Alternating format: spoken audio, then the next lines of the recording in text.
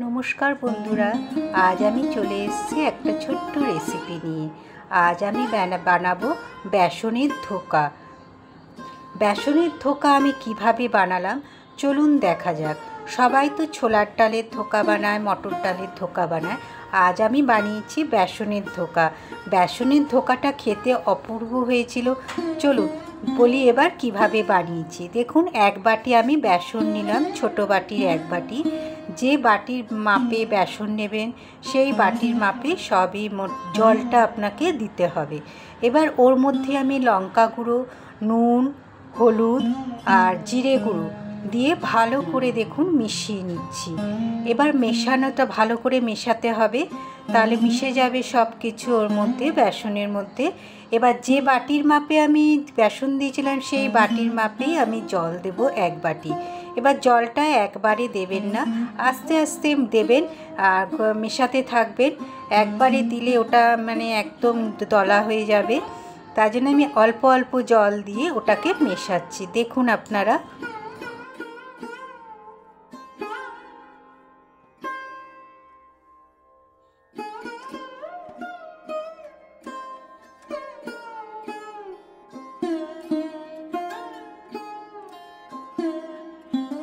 ভালো করে মেশাতে হবে, ফেটাতে হবে, তবেই ধোকাটা একটু ফুলবে সুন্দর, আর যেন কোনো দলা না থাকে। এদিকে আমি ধোকা বানানোর জন্য যে গ্রেভিটা বানাবো তার জন্য যে আমি ইনগ্রেডিয়েন্টসগুলো বেটে নিচ্ছি। দেখুন, একটা বড় টমেটো, দুটো কাঁচা লঙ্কা আর 1 ইঞ্চি আদা আমি মিক্সিং জারে বেটে নিলাম। এবার এদিকে কড়াইয়ে তেল বসিয়ে দিয়েছি। তেলের মধ্যে একটু হিং ফোড়ন দিয়ে আমি যে ধোকাটা গুলে রেখেছিলাম সেই ধোকাটাই নাড়ছি। দেখুন, এরকমভাবে নাড়তে হবে কন্টিনিউ, আর গ্যাসের স্টিমটা কিন্তু একদম লো করে রাখবে, না হলে কিন্তু নিচে লেগে যাওয়ার ভয় থাকে। দেখুন আস্তে আস্তে দেখুন কেমন ওটা জমা হয়ে যাচ্ছে, জমে যাচ্ছে। আর যেহেতু বেসন তো তাড়াতাড়ি লেগে যায়, ওর জন্য গ্যাসের স্টিমটা একদমই বাড়াবেন না, এরকম একদম সিমে করে ভালোভাবে নাড়তে হবে।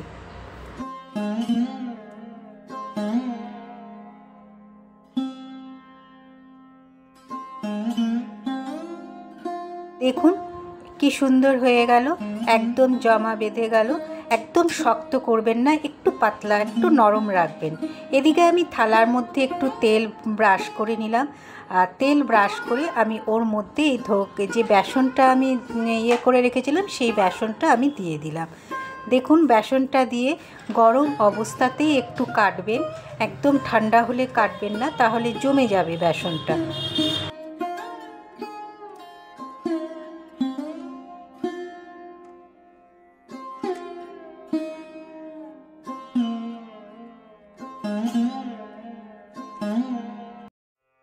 দেখুন আমি চৌকো করে ছুরির সাহায্যে কেটে নিয়েছি সবগুলো।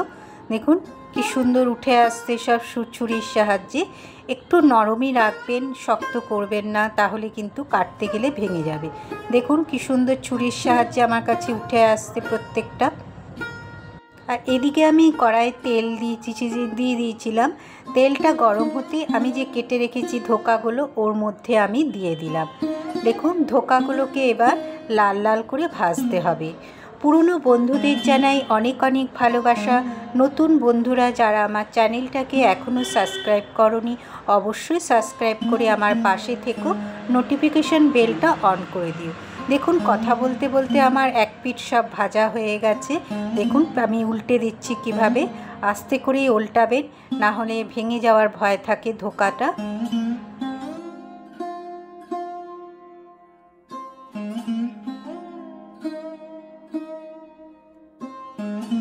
দেখুন দেখুন কত সুন্দর ভাজা হয়ে গেছে।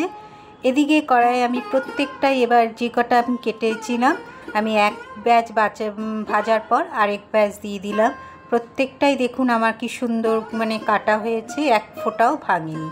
এদিকে ওই তেলের মধ্যেই আমি আরেকটু তেল দিয়ে ওর মধ্যে আমি একটা তেজপাতা, গরম মশলা আর জিরে ফোড়ন দিলাম। যখন ভাজা ভাজা গন্ধটা বেরোলো ওর মধ্যে আমি একটু আলু দিলাম। আপনারা আলু দিয়েও গ্রেভিটা করতে পারেন, আলু ছাড়াও করতে পারেন।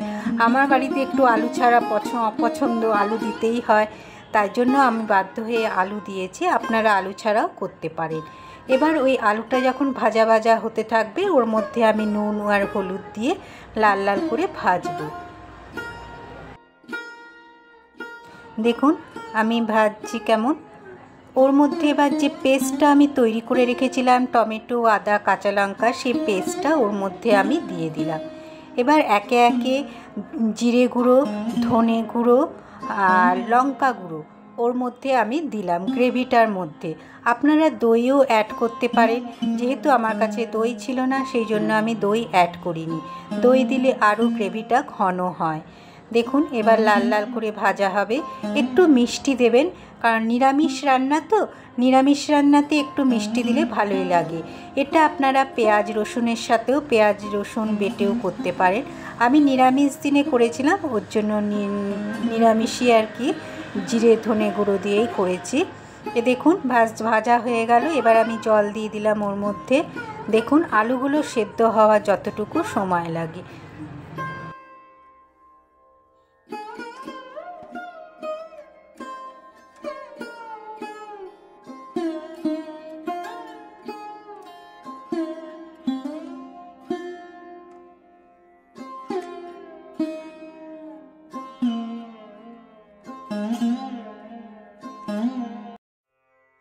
আপনারা আগে ধোকাগুলো দেবেন না, তাহলে ভেঙে যাওয়ার ভয় থাকে। দেখুন আলুগুলো সেদ্ধ হয়ে গেছে। ওর মধ্যে আমি একটু ধনেপাতা দিয়ে দিলাম আর ঘি গরম মশলা আমি লাস্টে দেব। দেখুন এখনও কিন্তু আমি ধোকাগুলো দিইনি। ধনেপাতাটা দিয়ে একটু ফোটানোর পর আমি দেখুন এক এক করে এবার ধোকাগুলো ওর মধ্যে দিয়ে দিচ্ছি। বেসনের যে ধোকাগুলো করে রেখেছিলাম ওর মধ্যে আমি দিয়ে দিচ্ছি। ধোকাগুলো দিয়ে বেশি ফোটাবেন না, কারণ ভেঙে যাবে। যখন আপনারা তুলতে যাবেন তখন কিন্তু ভেঙে যাওয়ার ভয় থাকবে। তাই দেখুন আমি ঘি আর গরম মশলা এর মধ্যে দিয়ে এবার আমি একটু ফুটিয়ে নিয়ে স্ট্যান্ডিং টাইমে রেখে দিলাম। তারপর আমি গরম ভাতের সাথে পরিবেশন করব। আমার এই রেসিপিটা কেমন লাগলো অবশ্যই জানাবেন। লাইক কমেন্ট, আপনাদের একটা কমেন্ট আমাকে খুবই উৎসাহিত করবে একটা রেসিপি বা ব্লগ বানাতে। দেখুন এবার আমি তুলে ফেলছি। দেখুন আমি এবার সব প্লেটের মধ্যে তুলে নিচ্ছি। খেতে অপূর্ব হয়েছিল। একটু ঝোল রাখবেন, কারণ ঠান্ডা হয়ে গেলে পুরো ধোকাটা না ঝোলটা টেনে নেবে। গরম ভাতের সাথে যদি আপনারা শুকনো খেতে চান একদম মাখা মাখা, তাহলে বেশি ঝোল রাখবেন না। আমি একটু ঝোল রেখেছিলাম, যখন আমি খেতে বসেছিলাম তখন ধোকাগুলো পুরো ঝোলটাই টেনে নিয়েছিল। দেখুন কত সুন্দর দারুণ খেতে হয়েছিল। তাহলে আজ আসি বন্ধুরা, টাটা।